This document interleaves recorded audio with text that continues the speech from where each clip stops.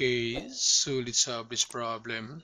So given two vectors A and B, then to find A minus B. So first, we need to plot these two vectors in a graph. So vector A, so we have this 46 degrees south of east, and this is south of east for vector A. Then for the angle, since south of east, so therefore the angle is in the east, and this angle is 46 degrees. Then for vector B, we have this 65 degrees west of south for vector B. Then for the angle, since west of south, so therefore the angle is in the south, and this angle is 65 degrees. Then to find A minus B, since A minus B is equal to A plus the opposite of vector B, or that's negative B, so we need to find the opposite of this vector B, and this is now the opposite of vector B, the negative B. Then for the angle, the opposite angle, so this angle, and that's 65 degrees. So this is now the new vectors we're going to use to solve for this problem. Then using the components method, so we have now the vector A and the vector negative B. Then for the magnitude, so for A, that's 135 Newton. For B, that's 201 Newton. Then for the angle, or theta, since theta always starts from the east, so therefore for vector A, theta from the east to vector A, this one is theta.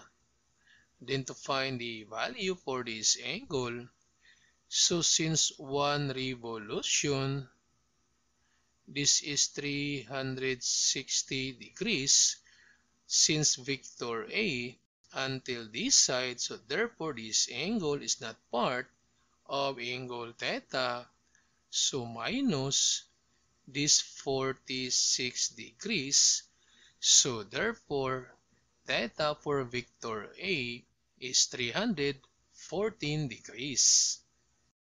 Then for vector negative B, to find theta, so since from the east to vector negative B, this one is theta, and to find the value, since from the east to this side, this is 90 degrees. Then since vector B until this side, so therefore this angle is not part of theta, so we have 90 minus 65 degrees. So theta for vector negative B is 25 degrees. Then this time we can find out the value for the x component using this formula. So we have this the magnitude times cosine theta for vector A and B. So for vector A, so we have this, the magnitude is 135, then cosine theta is 314 degrees, equals, we have 93.7789. So 93.7789. Then for negative B, the x component, so this 201, then cosine 25 degrees, so that's 182.1679. So 182.1679. Then for the y component, so using this formula, so the magnitude times sine theta, and for vector A, so the magnitude is 135, then sine theta is 314, and that's negative 97.1109. So negative 97.1109. Then for vector negative b, the y component, and the magnitude is 201. Then sine theta is 25 degrees. So that's 84.9463. So this is 84.9463. Then this time we need to find the summation of x. So just add all these numbers. And we have 93.7789 plus 182.1679 equals, so that's 275.9468. So the summation of x is 275.9468. And for the summation of y, so we need to add all these numbers. So we have negative 97.1109, then plus 84.9463 equals, so that's negative 12.1646.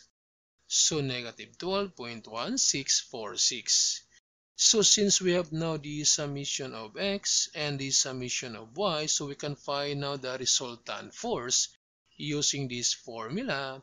So the square of the summation of x plus the square of the summation of y, then take the square root, then substitute now the values. So for the summation of x, so we have this 275.9468 to the power 2, then plus for the summation of y, that's negative 12.1646 to the power 2. Then to simplify, so we have 275.9468 to the power 2, then plus negative 12.1646 to the power 2, then equals, so that's 76,294.6139. So 76,294.6139. Then to find the resultant force, so just take the square root. So we have the square root of 76,294.6139 equals, so the resultant force is 276.2148 Newton. Then this time to find the angle using this formula, so the inverse tangent of the summation of y over the summation of x, then substitute now the values.